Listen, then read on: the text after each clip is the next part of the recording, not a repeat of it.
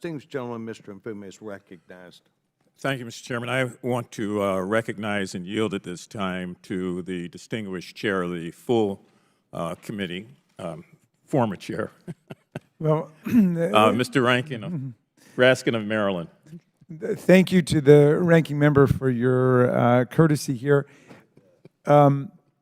Ms. Miller, I want to start with you. Is the problem of fraud and improper payments one that affects America uniquely, or is this a struggle that takes place in governments around the world? I want to know, I mean, is it because of something in our culture or economy, or is this a global problem? It is a global problem. When I was at the PRAC, I was a member of the International Fraud Forum that brings together international organizations to look at this issue. And I'm also a member of the UK Public Sector Fraud Authority's advisory panel. So I have spent time talking with other countries, including the UK and Australia, about their issues with fraud. We did have a much more significant problem here in the United States than they did in the UK. I mean, obviously our budget is larger, but we also had, fewer safeguards in place during the pandemic, and so we did lose a whole lot more money to fraud during the pandemic than most other nations. Some of the fraud is transnational in character, right? Yes, some of it is transnational in character, and those numbers are sort of unknown. Mr. Horowitz may be able to speak more to this, but the Secret Service has indicated that they believe about half of the pandemic unemployment assistance fraud went to transnational nation-state actors.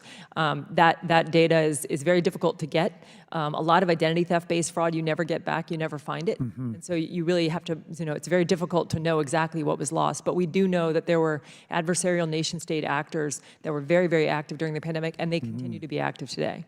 Mr. Horowitz, you want us to establish a central data analytics center. How would that remove barriers to accessing the data across the full reach of the federal government? Very important question, Congressman. One of the things that you have given us in the IG Empowerment Act was an exemption from the Computer Matching Act that Ms. Miller mentioned.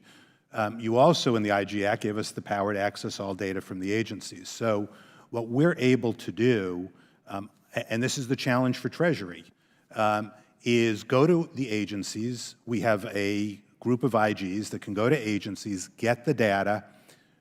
We are centralized. Again, in the CARES Act, I worked with your staffs, Republican staffs, to give us the ability to get that data.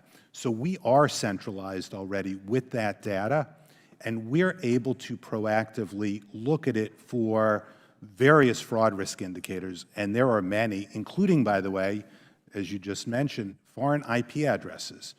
Applicants. That would be something of a tip-off, no? That would be a tip-off. Now, to be fair, right, the pandemic froze everybody, so there were people overseas at the start of the pandemic who couldn't get back. But it's a pretty good reason to put somebody in secondary inspection, because that's what we talk about here, by the way. And that's what the PACE, I think, does.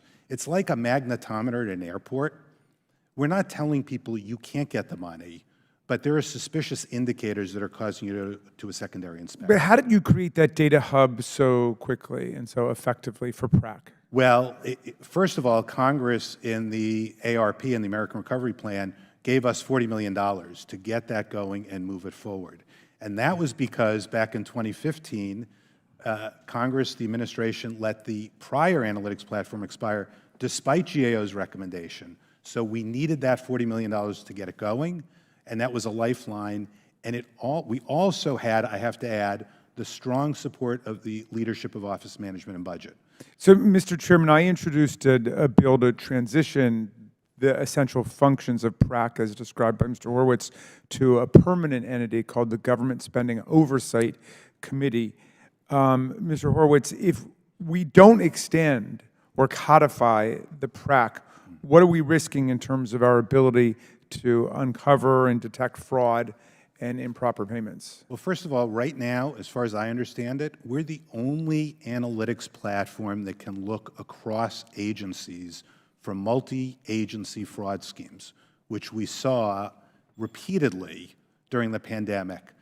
And Treasury Do Not Pay is a passive database that requires agencies to go to it. We have the ability to look at this data and go to the agencies and let them know where the frauds are based on this multi-agency data that we're getting. And a fraudster who knows they can steal from SBA, we saw learning they can go and try and steal from the Labor Department and unemployment insurance. And they can pretend they're a rural broadband need in assistance, or that they're faking and pretending they're a veteran and getting other benefits. And it's important to keep in mind, it's not pandemic only. Emergency spending for hurricanes, tornadoes, fires going on now, et cetera. There are 30-plus agencies that manage those, 30-plus entities, sub-agencies, agencies that manage those programs. The possibility of multi-agency fraud is sitting there in our government programs because we're siloed. Alas, I'm out of time, Mr. Chairman. I just wanted to note that the companion bill to the one I've introduced in the House has broad bipartisan support over in the Senate, and I hope that we might be able to get together to create a similar bipartisan consensus here in the House on doing this, and I would love to talk to you about that. And thank you for your indulgence. I yield back. Thank the gentleman for